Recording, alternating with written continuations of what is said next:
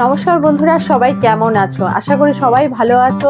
সবাইকে জানাই good evening. যারা সকালে দেখছো তাদের জন্য কিন্তু গুড মর্নিং।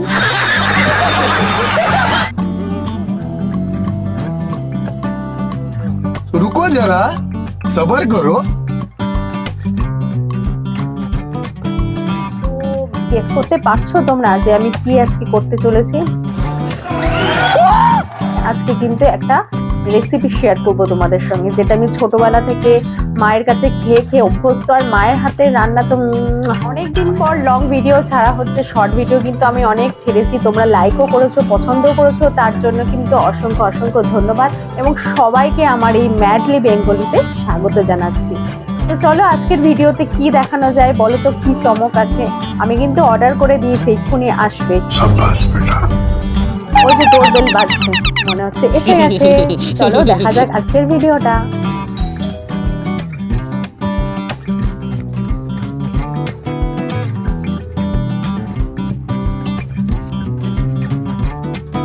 Hello, subscribe.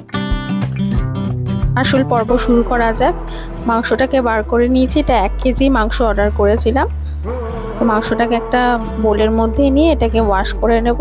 আমি শুনেছি অনেকে বলে যে মাংস বেশি না ক্লিন করতে নেই, মোটামুটি 1-2 বার ধুলেই হয়ে যায়।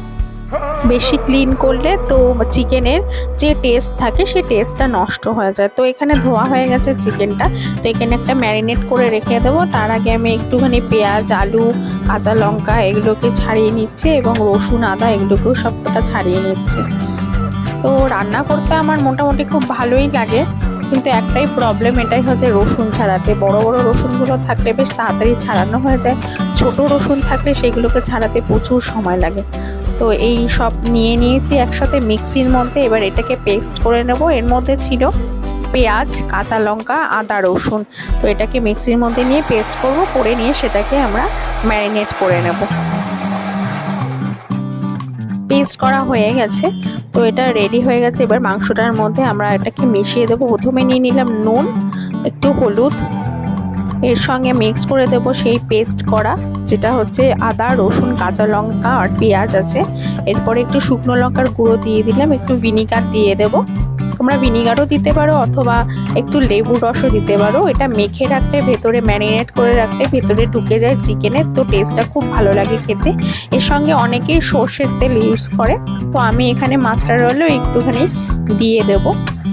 মাস্টার্ড অয়েলের সঙ্গে আদা রসুন পেস্ট, একটু ভিনিগার এগুলো দিয়ে মেখে রেখে দেবো। এবং বাকি যে আলুগুলো আছে আলুগুলোকে ছাড়িয়ে আমি এটাকে ফ্রাই করে নেব। এটা মোটামুটি মাখা হয়ে গেল, এটাকে আমি রেখে দিচ্ছি। এবার আমি আলুগুলোকে ছাড়িয়ে নিচ্ছি।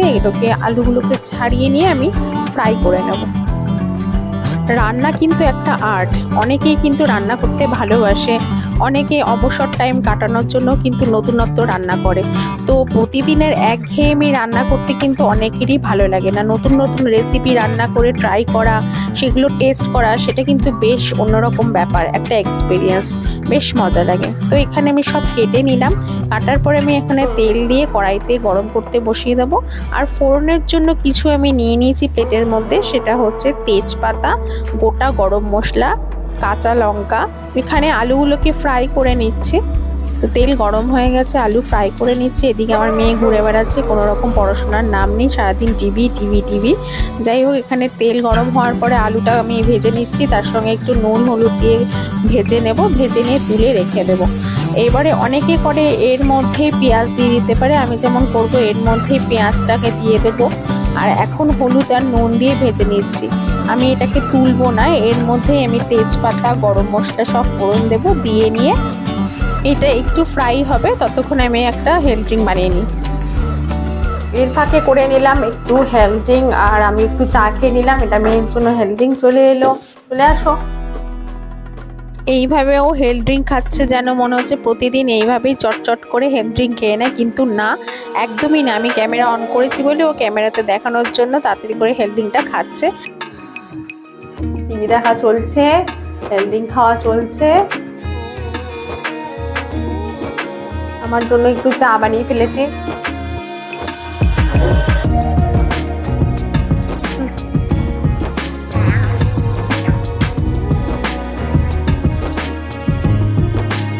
ফিনিশ করে ফেলেছো? চিয়ার্স। মাঝখানে একটু গান দেখে নাচতে ইচ্ছা করলেও সুন্দর, এদিকে নাচের ক্লাসেও যাওয়া হচ্ছে আর বাড়িতে প্র্যাকটিস হচ্ছে না, তো সেই ফাঁকে একটু টিভির সামনে নাচ হলো। এরপরে চলে এলাম, আলুটা ভাজা যে হয়ে গেছে, এবার কাঁচা লঙ্কাগুলোকে আমি টিপে টিপে দিয়ে দিলাম তেলের মধ্যে। এরপরে আমি এখানে মাংসটাকে দিয়ে দিচ্ছি।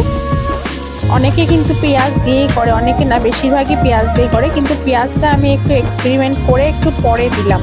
তো মাংসটাকে আগে ফ্রাই হয়ে যাবে, তারপরে পেঁয়াজটা দিলাম, দিয়ে একসাথে এটাকে মাখিয়ে রেখে দিলাম, দিয়ে কিছুক্ষণ ঢাকা দিয়ে 15 মিনিট মতো করেছি। এখানে আলুটা সেদ্ধ হয়ে গেছে, আলুটাও সেদ্ধ হয়ে গেছে, মাংসটাও হয়ে এসছে। তো মাংসটাকে এবার ঢাকা দিয়ে দেবো, মেয়ে ওখানে পড়তে বসেছে।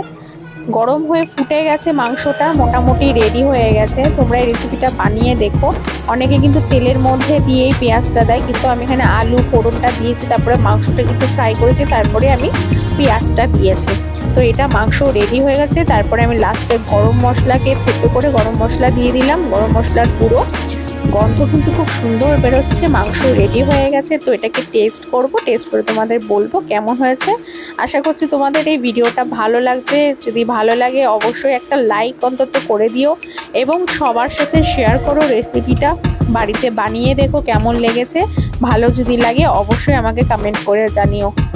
চলে এসছে আসল পর্যায়ে, যেটা লোভ সামলাতে পারছিলাম না, একদম টেস্টটা কিন্তু দারুণ হয়েছে। তোমরা বাড়িতে করে দেখতে পারো এবং প্রচণ্ড গরম গরম মাংস গরম ভাত দিয়ে খেতে কিন্তু দারুণ লাগে। আর এর সঙ্গে যদি রুটি পরোটা হয় তাহলে তো কোনো কথাই নেই।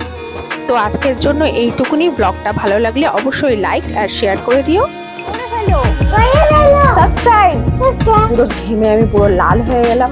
যদি তোমাদের রেসিপিটা ভালো লাগে অবশ্যই কিন্তু লাইক করো এবং তোমাদের বন্ধুদের সঙ্গে কিন্তু শেয়ার করে দিও। আর এখনো যারা সাবস্ক্রাইব করো না, এক্ষুনি সাবস্ক্রাইব করে নাও আর বেল আইকনটাকে একটা ক্লিক করে দাও, যাতে পরের ভিডিওগুলো তোমাদের কাছে চলে আসে এবং তোমরা সেটা খুব মজা নিয়ে দেখতে পারো।